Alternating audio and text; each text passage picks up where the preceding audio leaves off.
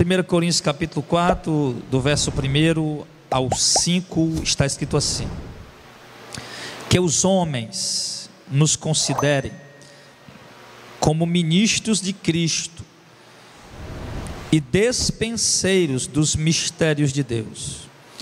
Além disso, requer-se nos despenseiros que cada um se ache fiel. Todavia a mim, muito pouco se me dá de ser julgado por vós ou por algum juízo humano. Nem eu tampouco a mim mesmo me julgo, porque em nada me sinto culpado, mas nem por isso me considero justificado, pois quem me julga é o Senhor. Portanto, nada julgueis antes de tempo, até que o Senhor venha, o qual também trará à luz as coisas ocultas das trevas e manifestará os desígnios dos corações, e então cada um receberá de Deus. O apóstolo Paulo, ele foi o fundador dessa congregação, dessa igreja, a igreja na cidade de Corinto. E como sendo o fundador, o homem que Deus usou para estabelecer aquela congregação, Paulo ele sentia a obrigação e a responsabilidade de orientar aquelas pessoas, embora ele não era o pastor daquela igreja. Paulo ele deu uma determinada ordem a Tito, que ele estabelecesse o pastor, o presbítero, o dirigente em cada congregação. Paulo ele era um apóstolo missionário, ele fazia as missões, em alguns lugares ele passava 3 meses, 6 meses, como foi no caso de Tessalônica. Em outras cidades ele passava 1 ano, 2 anos, 3 anos, mas Paulo nunca se estabelecia fixamente numa determinada cidade apenas. Ele estava ali para abrir congregações, para ganhar almas, e quando se ganhava almas, ali nascia a igreja de Cristo, naquela cidade. E Paulo, nós vemos a preocupação dele em doutrinar cada igreja que ele fundou, cada igreja que ele abriu. Ele fala isso na carta aos Coríntios, quando ele diz que além do sofrimento exterior que ele passa, interiormente também ele sente o peso das obrigações de cuidar de cada igreja. E aqui na igreja de Corinto, irmão, apesar de ser uma igreja muito revestida de dons, né, a gente vê isso logo em 1 Coríntios capítulo 12, mas a gente vê também que a igreja de Corinto era uma igreja muito cheia de complicações. Se nós formos ver, na igreja de Corinto tinha denúncia de práticas sexuais ilícitas, tinha questões doutrinárias controversas, em muitos casos, uma certa misturada de lei com a graça. Enfim, a igreja de Corinto era uma igreja muito cheia de problemas, e Paulo escreve essa carta, a primeira, que nós temos como a primeira. Houveram algumas outras antes dessa, mas as que nós temos são essas, né? E nessas cartas, o apóstolo Paulo, você vê a preocupação em ensinar aqueles irmãos, em doutrinar aqueles irmãos. Nós vemos ali uma certa, como podemos dizer, desordem na ceia do Senhor que estava sendo celebrada. Nós podemos ver desordem nos cultos públicos, de modo que as pessoas estavam se escandalizando. E ali Paulo preocupado com a conduta daqueles irmãos, porque a conduta da igreja, amados, ela vai falar mais do que a mensagem. Alguém, para se converter ao evangelho, ele precisa primeiro, antes dele ouvir o evangelho, ele precisa primeiro ver o evangelho na vida daquele que está pregando. E Paulo sabia disso. Paulo sabia que uma mensagem anunciada, uma mensagem pregada e não vivida, ela não produziria o impacto que ela tem o poder de produzir. Para que a mensagem tivesse um impacto na vida dos irmãos, das pessoas ali, daquela cidade, né? Por ser uma cidade grega, era uma cidade rendida à idolatria, a costumes e práticas idólatras. E ali Paulo sabia que a conduta, o comportamento dos crentes ali era tão importante quanto a mensagem que eles estavam pregando.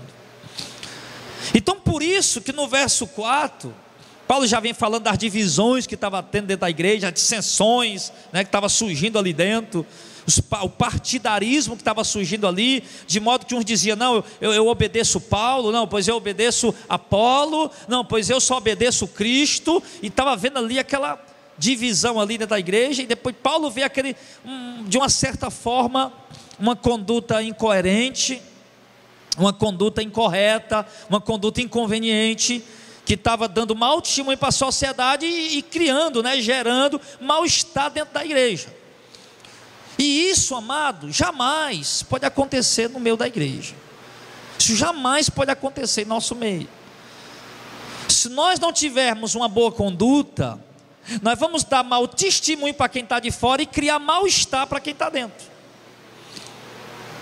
Você vê que havia uma desunião tão grande dentro da igreja de Corinto, e isso causava escândalo para o povo lá fora, e sabe, mal-estar para os irmãos da igreja, que até na ceia do Senhor, que cada um, né, levava o alimento para fazer a festa ágape, a festa que eles faziam todo domingo, até na ceia do Senhor, os irmãos levavam comida, que era para esperar ali na hora da ceia, para eles poderem repartir o alimento uns com os outros, estava acontecendo uma desordem.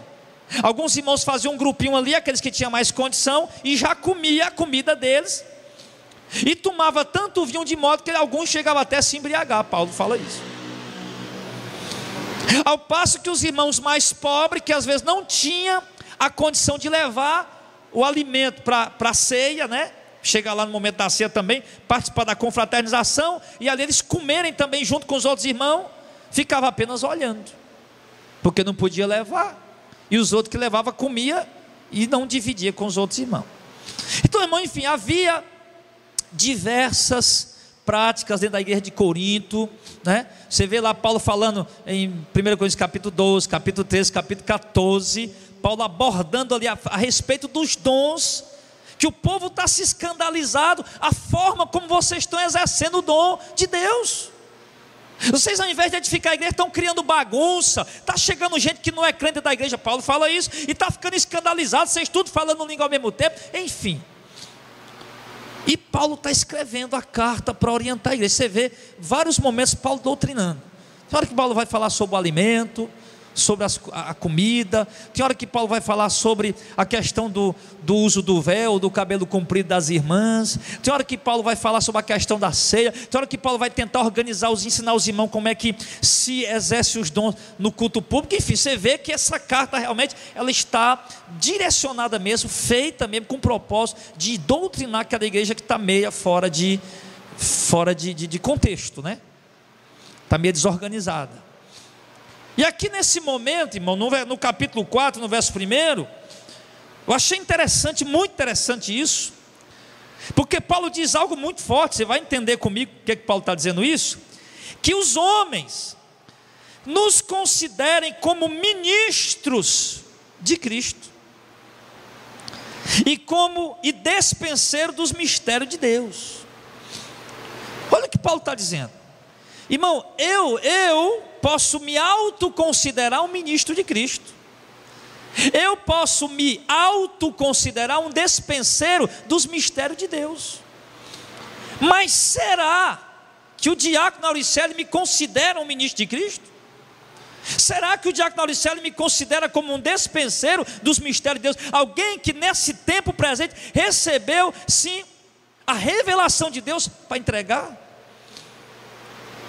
Eu posso me considerar, mas será que ele me considera?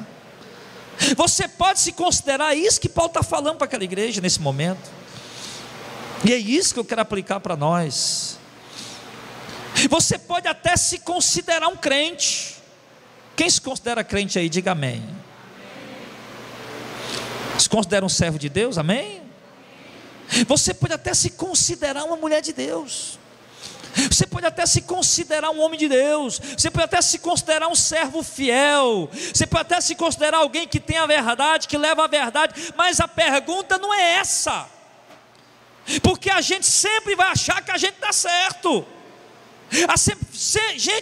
sempre vamos achar que a nossa conduta está correta, e a gente vai até brigar por isso. Mas me pergunto, será que o irmão que está sentado do teu lado, ele te considera um ministro de Deus? Será que o homem que mora contigo, teu marido, o homem que mora contigo, o teu marido, será que ele te considera uma mulher de Deus?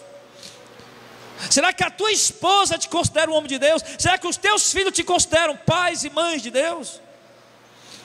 Será, irmão, que as pessoas do trabalho, a vizinhança, será que eles, ao olhar para nós e nos ver carregando uma Bíblia à noite, dizendo: eu vou para o culto porque eu sou crente, a linguagem mais grotesca mesmo que a gente usa, né? Eu vou para o culto porque eu sou crente, eu sou evangélico, eu sirvo a Cristo, eu vou para o culto. Sim, mas será como aquelas pessoas olham para você saindo de casa, com a Bíblia na mão, com a saia comprida, minha irmã, e a roupa bem aqui? Será que eles te veem e te consideram de fato como uma pessoa de Deus? Como um servo de Cristo? Porque aqui é onde está a questão. Porque na mente de Paulo, irmão, na mente de Paulo, Paulo sabia, em Corinto tem uma igreja de Cristo. Mas pelas notícias que eu ouvi, porque Paulo escrevia as cartas dele, algumas delas eram baseadas nas notícias que ele recebia. Alguns irmãos vinham trazer a notícia e Paulo escrevia dentro da necessidade da igreja. Olha, Paulo, chegava mensageiro das igrejas, dizendo: ó, Paulo, lá teve abuso, teve relação sexual ilícita, ó, o pessoal lá não está sabendo celebrar a ceia direito, está tendo confusão. Eu percebi lá que tem um pessoal lá que ceia na frente dos outros, estão fazendo a ceia atrapalhado. As irmãs lá, Paulo, estão cortando o cabelo curto, estão esquecendo do véu. Enfim, aí chega lá Paulo, aí Paulo vai e escreve dentro da necessidade da igreja. Aí quando Paulo ouviu isso, irmão, no meu entendimento, o que é que vem? No meu entendimento vem o seguinte, que Paulo estava preocupado. Espera aí, lá em Corinto tem uma igreja de Cristo, tem uma igreja, tem uma congregação, tem uma assembleia de santos, mas esse povo está dando mau testemunho. Esse povo não está andando da forma correta que eles deveriam andar, estão escandalizando os incrédulos e estão criando mal-estar no meio da igreja, de modo que daqui a pouco vai ter irmão saindo da igreja. E Paulo chega nesse momento escrevendo para eles, dizendo o seguinte: olha, agora parafraseando o texto, obviamente, está escrito o que eu vou dizer aqui, mas o entendimento que vem é esse.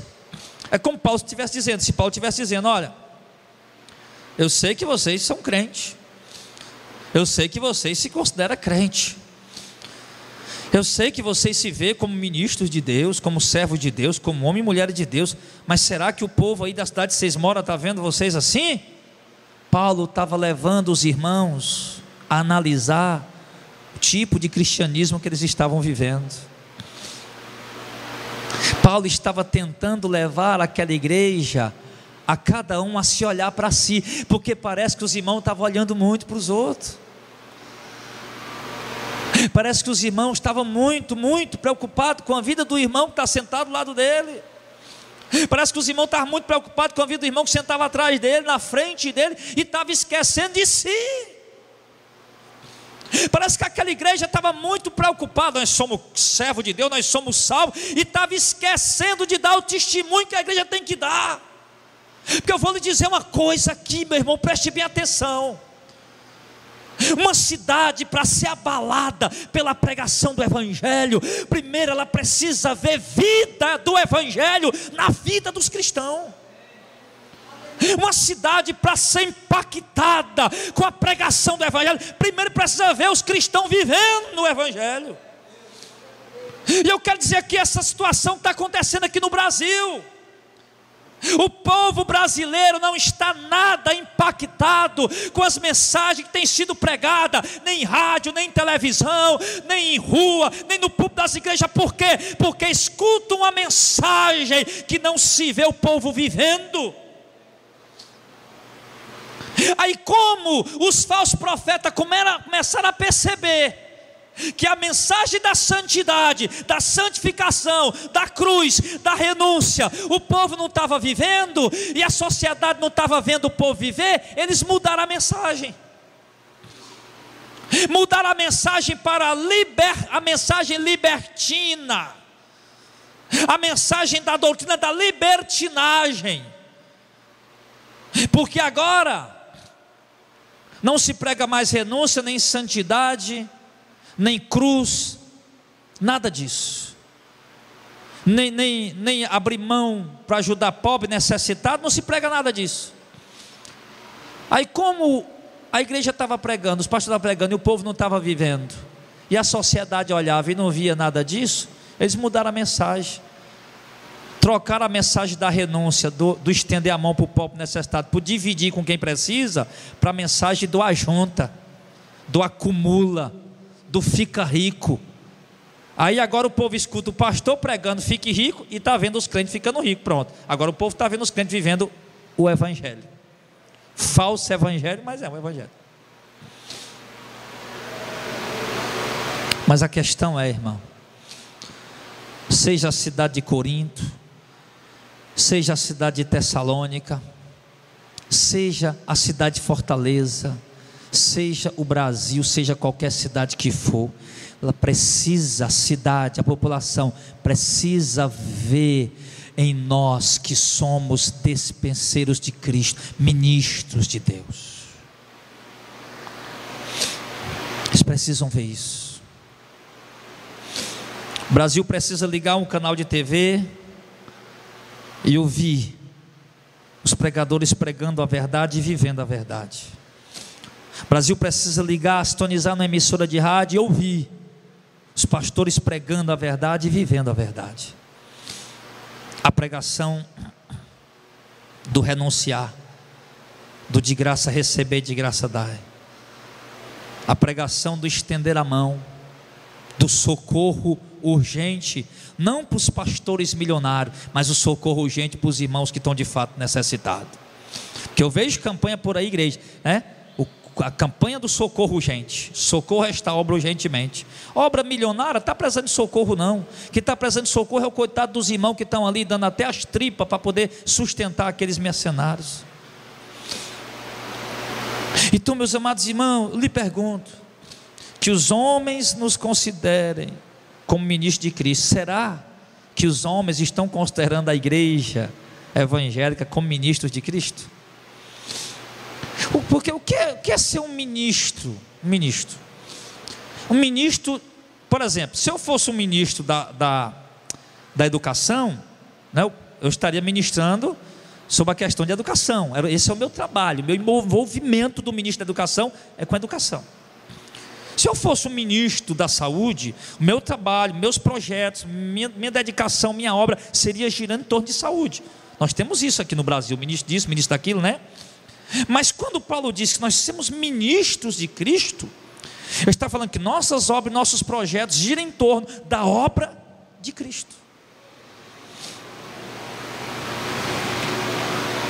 Aí eu lhe pergunto, irmão, igreja, você que está aqui, será que a população brasileira, como é que a população brasileira hoje vê a igreja evangélica? A população brasileira hoje vê a igreja evangélica como ministros de Cristo? Não, sem dúvida alguma, a população brasileira não vê a igreja evangélica como ministro de Cristo. Era essa a preocupação de Paulo. Paulo se preocupava com o quê? Como é que vocês vão falar de Cristo, pregar sobre amor, pregar sobre renúncia, pregar sobre fraternidade, se vocês não estão vivendo isso? Coríntios, como é que vocês vão pregar para dividir, ajudar o povo necessitado que Cristo ensinou, se nem nascia vocês esperam uns pelos outros? Coríntios, como é que vocês vão pregar sobre santidade, se está havendo prostituição aí dentro da igreja? Coríntios, como é que vocês vão pregar sobre ordem, sobre decência, sobre humildade, se vocês são um bando de confuseiros e partidaristas? Aí estava lá os coríntios fazendo culto campal, vamos dizer assim. Estava lá o povo da igreja de Corinto fazendo culto campal, fazendo culto de missões, e o povo olhando. Mas o povo não aceitava aquela palavra, por quê? Porque não via aquele povo viver o que pregava. Você quer que Deus salve tua família? Amém? Quer que Deus salve teus pais? Teu marido, tua esposa, teus filhos, que eles vejam em você um ministro de Deus. Que eles vejam, que não precisa você dizer, mas que eles vejam: meu pai é um ministro de Deus, minha mãe é uma serva de Deus. Que eles mesmo testifiquem de nós. Era isso que Paulo queria. Paulo queria que a sociedade corinta, sim, andasse nas ruas dizendo: rapaz, você viu aquele povo da igreja? Aquele povo ali serve a Deus, aquele povo ali são cristãos. Você viu o povo, a sociedade? É isso que Paulo queria.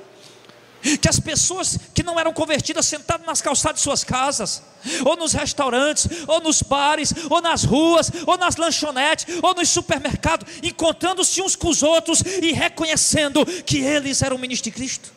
E é isso que Deus quer de mim e de vocês.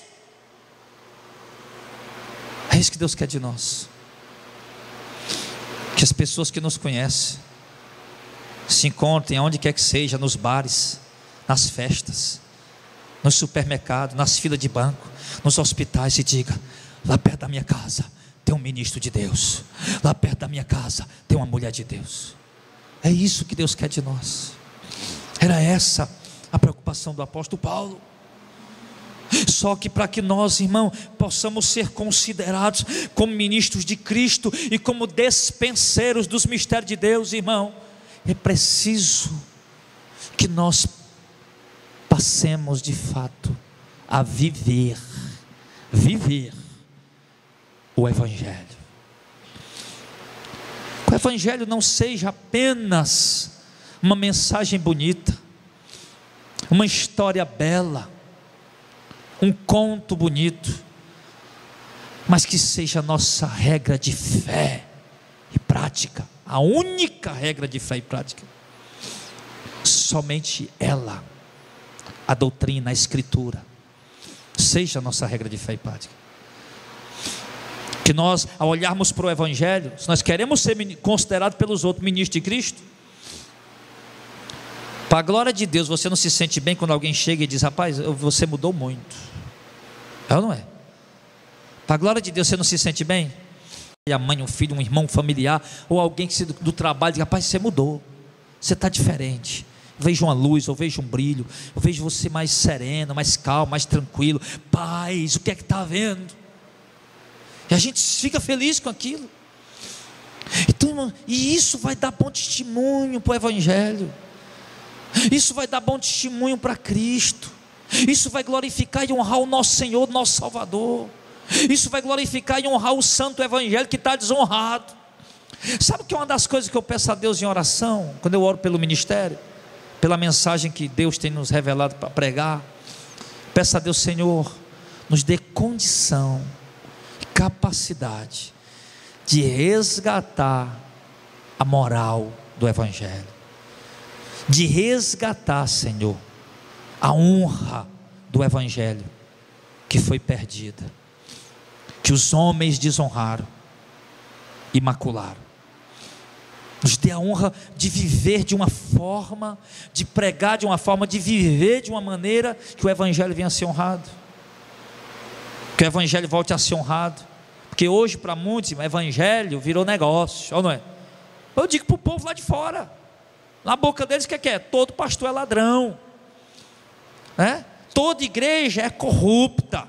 Estava agora esses dias num banco, e havia umas pessoas conversando, eu ouvi, e uma mulher dizia lá: e a mulher da igreja?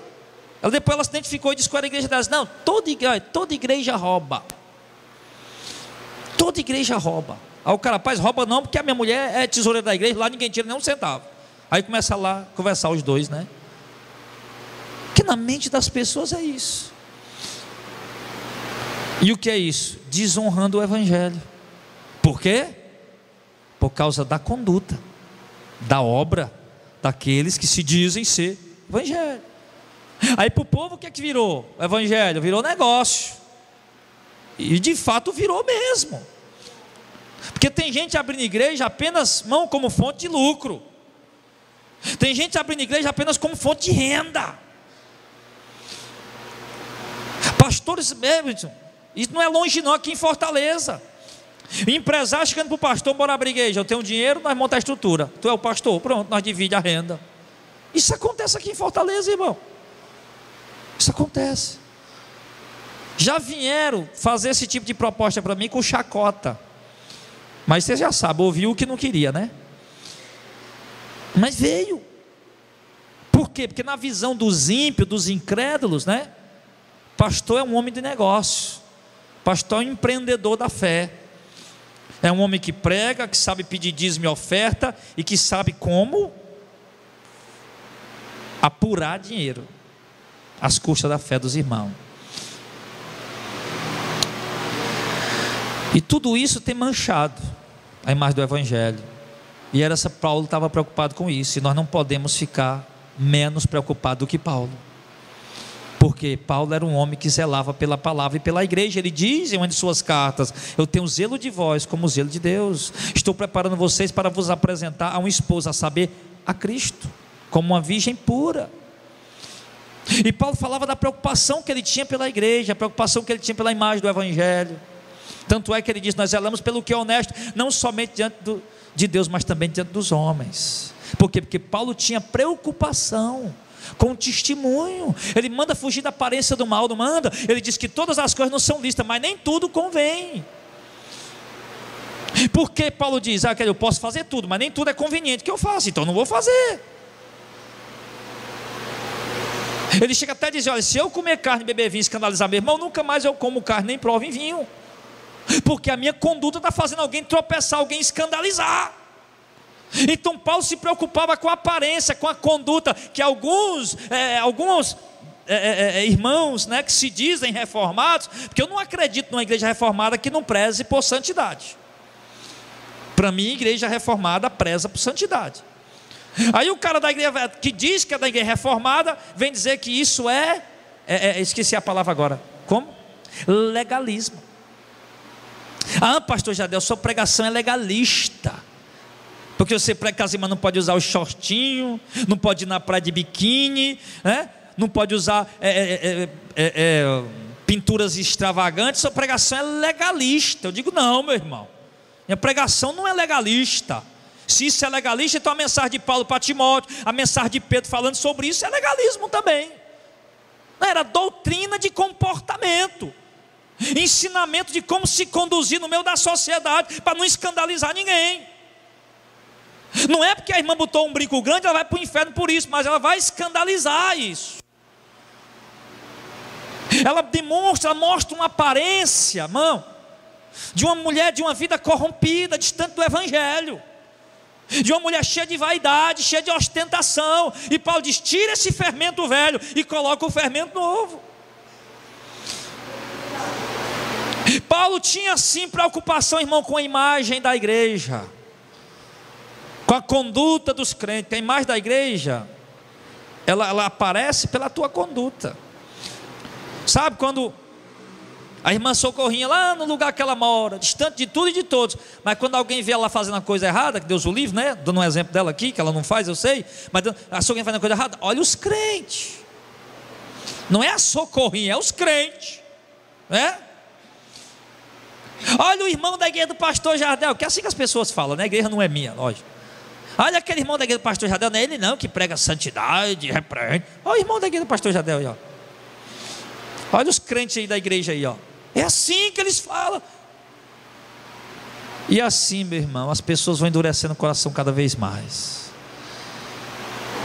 Então que nós procuremos viver de uma forma, de uma maneira,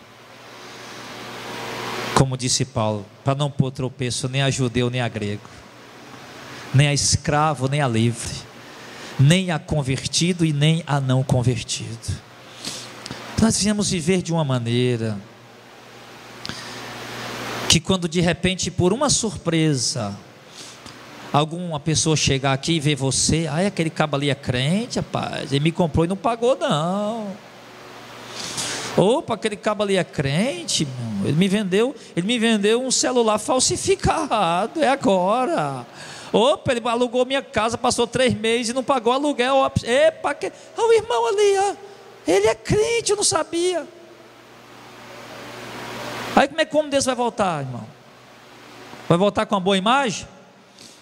Mas isso vai endurecendo o coração das pessoas, irmão. Isso vai manchando a imagem do evangelho, a imagem da igreja. É o ponto que chegou hoje o Brasil. Procure a história da igreja aqui no Brasil de 30 anos para trás, 20, 30 anos para trás. Veja como era. Comportamento dos pastores, prestígio que eles tinham diante da sociedade.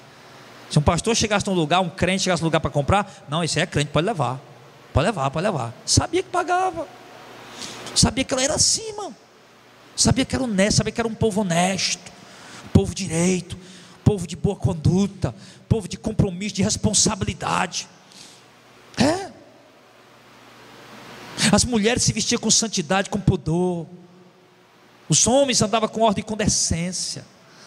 Até as crianças, os filhos dos irmãos, as minazinhas, as filhazinhas dos irmãos, sim, já era tudo diferente. Olha aí essa igreja de 30, 20, 30 anos para cá, como é que ela está?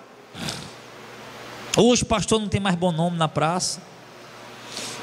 Hoje, chegando no lugar para comprar, o cabo está até vendendo fiado. Quando diz que é para um crente, ele desfaz o negócio na hora. O negócio retrocedeu, a coisa mudou. Então Paulo estava preocupado, irmãos. Imagina Paulo pensando: se eu não agir logo para escrever essa carta, a coisa vai ficar feia. E Paulo escreveu essa carta lá pelo ano 55, mais ou menos. E Paulo, se eu não escrever essa carta logo para orientar os irmãos, uma coisa vai ficar feia lá em Corinto. E Paulo escreveu logo para orientar. Então eu acho que já tardou até, né, a gente falar sobre isso aqui. Que os homens nos considerem como ministros de Deus, como despenseiro dos mistérios de Deus. Ele diz no verso 2: além disso, requer-se nos despenseiros que cada um se ache fiel. O irmão Heitor disse uma coisa interessante para mim, muito interessante. O irmão Heitor muito sabe o que ele falou. Pastor Jardel, eu fui visitar ele essa semana. Pastor Jardel, eu não acredito que um pastor está lá no segundo, no terceiro casamento e vem dizendo: foi Deus que me botou aqui. Foi não, pastor Jardel, não foi. Como é que Deus ia colocar o cara para ser um pastor, se o próprio Deus diz que o ministro, o pastor, né, o bispo, deve ser marido de uma só mulher? Eu sei que tem uma divergência de interpretação medonha aí, mas eu não vejo, dificuldade para entender isso aí. Ou você acha que na igreja tinha irmão com duas mulheres ao mesmo tempo? Lógico que não tinha. Não, o irmãozinho ali pode até ter duas mulheres, três, mas o pastor não, o pastor tem que ter só uma. Era isso que ele estava dizendo? Aí chegou a Auricelli e ele, a irmã Regiane como esposa, outra irmã como esposa, outra irmã, sentou a Auricelli, mas as três mulheres dele ali na fila da frente. Será isso? Será que era isso que ele estava dizendo? Não. Claro que não tinha isso. Claro que ele não ia. Os irmãos lá não tinham, o cabo não estava lá com três mulheres dentro da igreja. Quando ele disse que não é para ter o segundo marido de uma só mulher, é o cara que foi casado só uma vez. É óbvio, é claro isso. Porque o texto diz, aí o irmão não tem como o cara me dizer, uma mulher não pode jamais bater no peito e dizer: foi Deus que me colocou aqui como pastora. Como?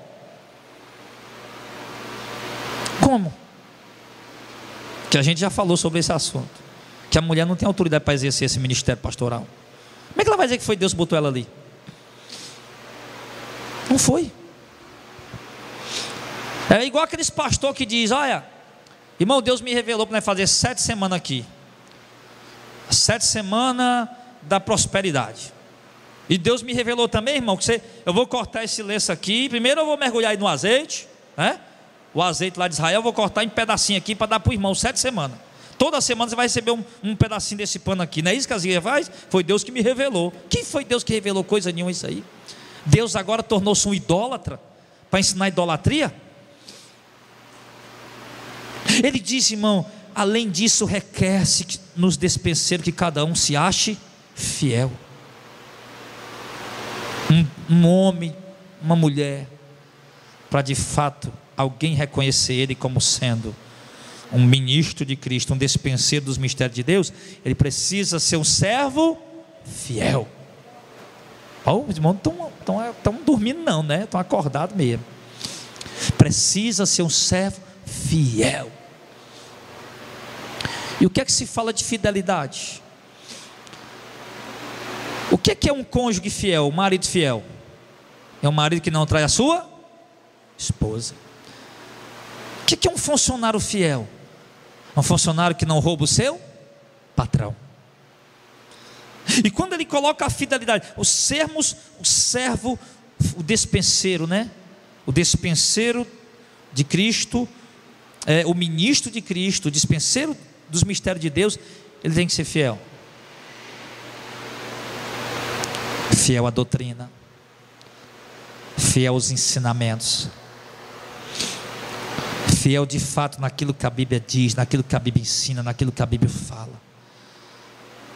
Fiel, sim, sem corromper a doutrina, sem desviar a doutrina, sem adulterar a doutrina, sem prostituir a doutrina.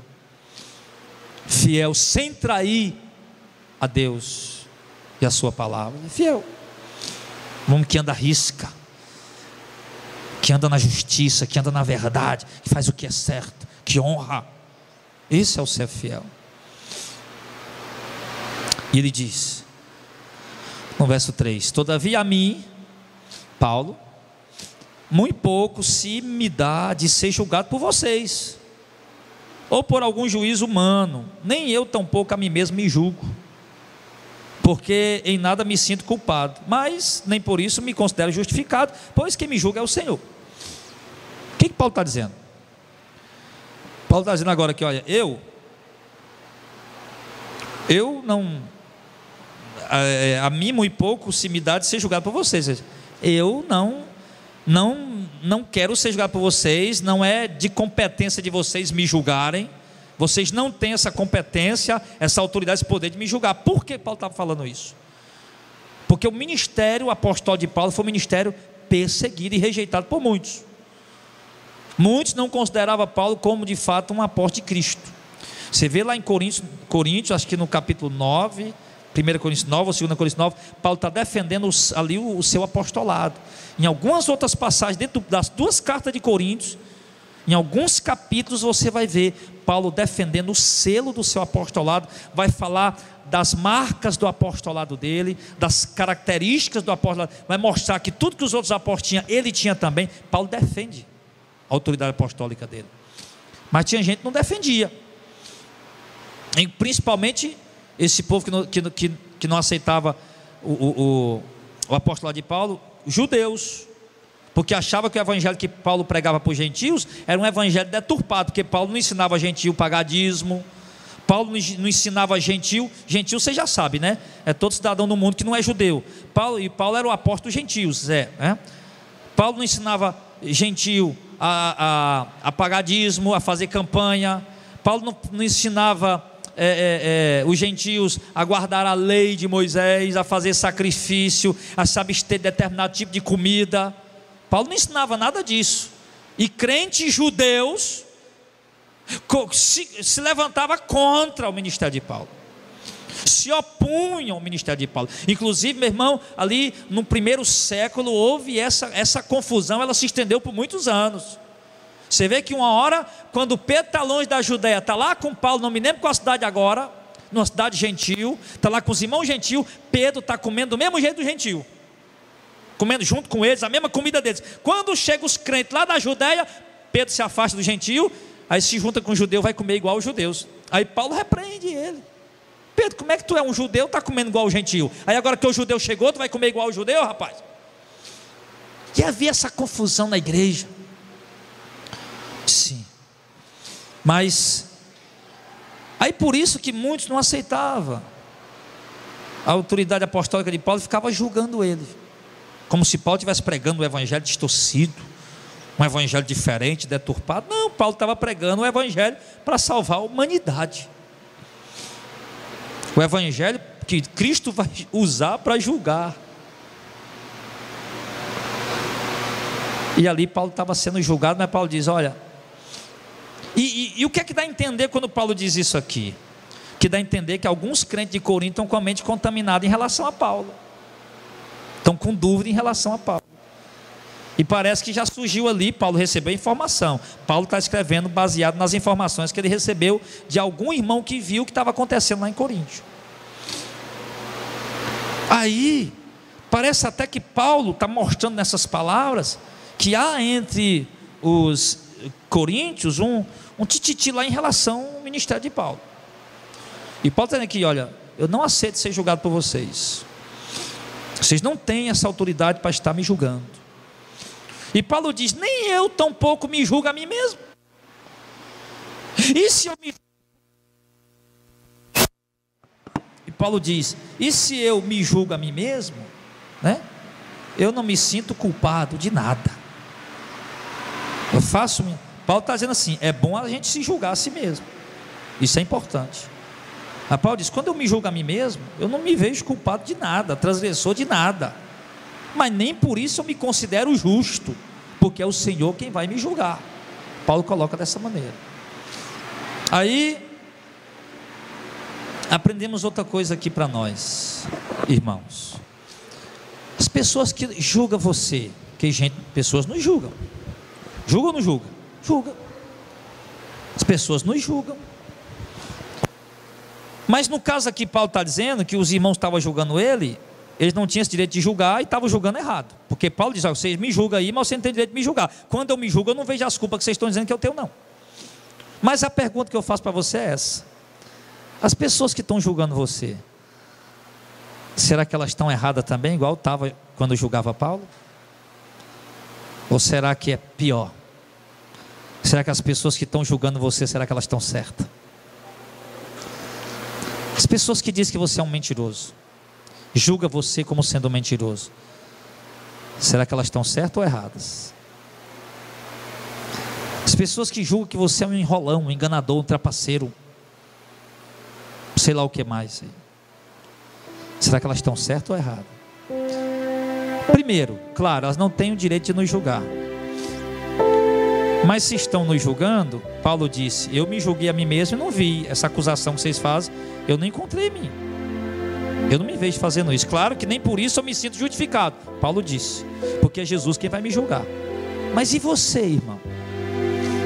As pessoas que estão te julgando, quando você se julga a si mesmo, você reconhece que elas estão erradas ou você vê que elas estão certas no que elas dizem?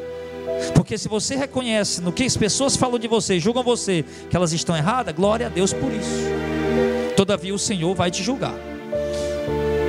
Mas se você vê que elas estão certas no que elas estão falando, que você realmente tem se conduzido errado, tem dado mau testemunho, então, meu amado, preste bem atenção.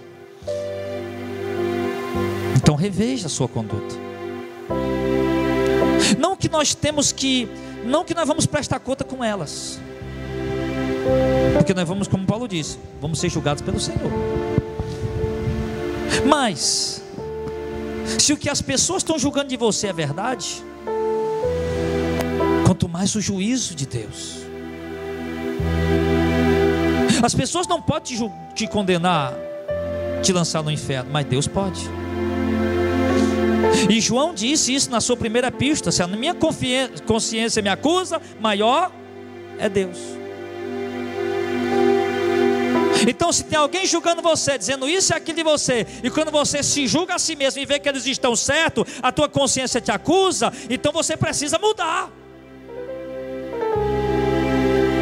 Mas se de fato eles estão errados, amém, continue a progredir para o que é correto e o que é proveitoso. Todavia, não se considere bom,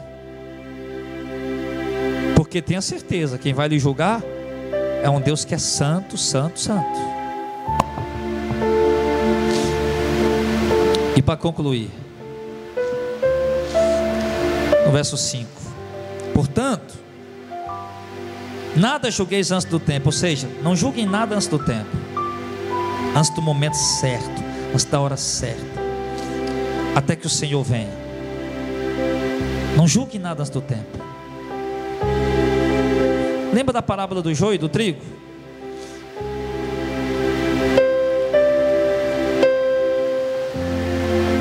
O patrão mandou plantar o trigo, a semente boa, mas o inimigo foi lá e plantou o joio, a semente mal. O trigo, os filhos de Deus, o joio, os filhos do maligno. E o que é que os crentes queriam fazer? Eram os crentes ali, os trabalhadores que plantaram eram os crentes. Senhor, vamos arrancar o joio. Ele disse, não, não julguem agora, deixa crescer junto. Na ceifa, os anjos vão vir, eles vão pegar o trigo e colocar no meu celeiro, no meu rei, mas o joio vai ser amarrado e jogado no fogo. Por isso que ele diz: julgar entre o que é certo e o que é errado, nós temos todo o direito. Paulo fala sobre isso. Eu trouxe uma doutrina sobre isso, exclusivamente sobre isso. O direito nós temos de julgar entre o que é certo e errado. Paulo até cobra dos coríntios aqui, porque os coríntios estão levando causa para pagão julgar entre eles, e Paulo cobra deles em algum momento aqui. Não tem ninguém aí que tenha capacidade de julgar entre vocês mesmos. Paulo sendo irônico com os irmãos. Não tem nenhum irmãozinho aí, Paulo fala, não tem nenhum irmão dos mais simples que seja, que tem capacidade de julgar essa causa aí entre o certo e o errado. Nós temos o direito de julgar entre o que é certo e o que é errado, entre o que é correto e o que não é, obviamente. Mas o direito de julgar para ser condenado, isso aí só Deus. Agora, ele diz aqui: não julgue antes do tempo nada, até que o Senhor venha. E quando o Senhor vier, o que é que ele diz? Também trará à luz as coisas ocultas das trevas, e manifestará os desígnios dos corações. Então cada um receberá de Deus a recompensa, o louvor. É forte. Ele diz: não julgue nada antes do tempo, mas faça o seguinte: quando o Senhor vier, Ele vai julgar. E quando Ele for julgar, Ele vai tornar manifesto, notório.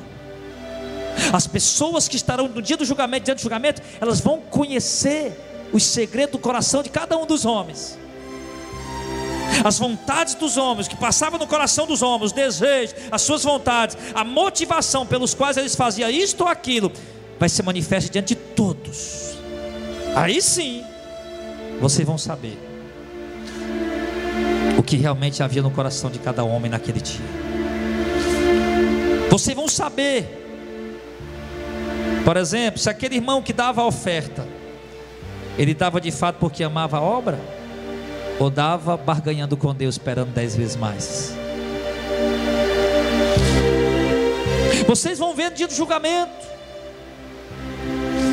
aquele irmão que dava o pão por faminto, a cesta básica por necessitado, ele dava realmente por amor e pelo desejo de viver a palavra de Deus, ou dava para se amostrar? No dia do julgamento, o segredo do coração dos homens vai ser manifesto, e o Senhor Deus trará à luz as coisas ocultas das trevas, quer dizer que estão escondidas, e manifestará os desígnios dos corações. Naquele dia Deus vai revelar o que é que eu pensava de vocês, o que é que cada um de vocês pensava de mim. Naquele dia nossos pensamentos e desejos vão falar, como esse microfone está falando, e todos poderão ouvir e ver de fato quem eram nós, e ali o Senhor dará a recompensa de cada um. Então, meus amados irmãos, essa mensagem simples, ela possa trazer proveito para nós, que possamos ter aprendido algumas coisas em alguns momentos, que possamos ter sido exortados em outros e repreendido em outros, e que tudo, o aprendizado, a exortação, a repreensão, seja para o teu crescimento espiritual, para a tua uma maior e melhor aproximação de Deus, que seja de fato para a edificação da sua vida, igreja, para o resgate de almas por intermédio de você, levando o Evangelho e vivendo o Evangelho, e para a glorificação daquele que está sentado no trono e do Cordeiro, que é bendito eternamente. Amém.